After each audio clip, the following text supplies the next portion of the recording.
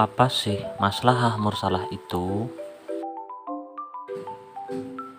Pengertian maslahah dalam bahasa Arab berarti perbuatan-perbuatan yang mendorong kepada kebaikan manusia. Sedangkan al-mursalah artinya terlepas atau bebas dari keterangan yang menunjukkan boleh atau tidak bolehnya dilakukan. Dr. Said Ramadan Al-Buti menjelaskan kriteria mursalah menurut syariah. Apa saja sih kriterianya?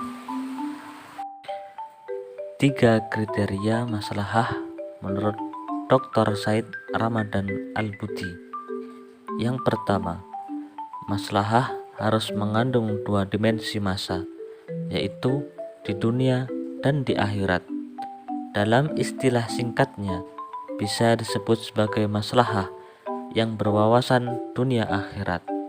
Yang kedua, kebanyakan filosof tidak mempercayai maslahah yang bersifat spiritual ini.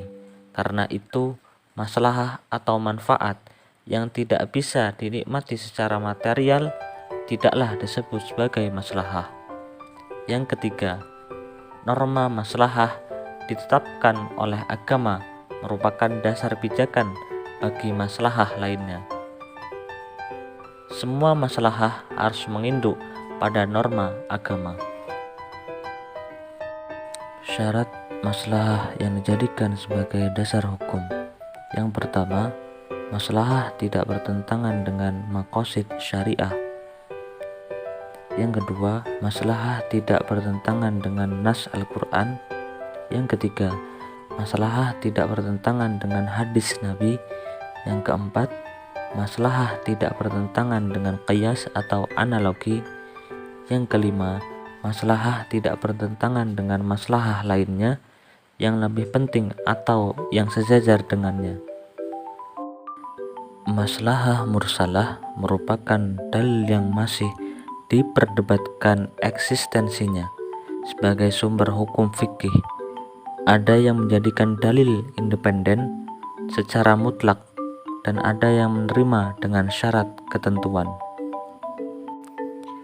Para tabi'in juga menetapkan maslahah mursalah saat istinbat karena permasalahan-permasalahan baru yang dijumpai teks khususnya dalam Al-Quran dan Sunnah. Contohnya upaya pengumpulan dan pengkodifikasian hadis serta peletakan ilmu jar wa ta'dil dalam rangka menjaga keorisinalan hadis yang dilakukan oleh para ulama pada masa itu.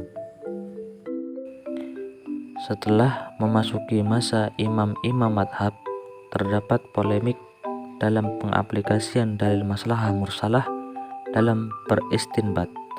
Para imam madhab dan para ulama salaf lainnya mengakui akan eksistensi maslahah mursalah sebagai sandaran dalam ijtihad selagi masih dalam lingkup tujuan-tujuan syariat.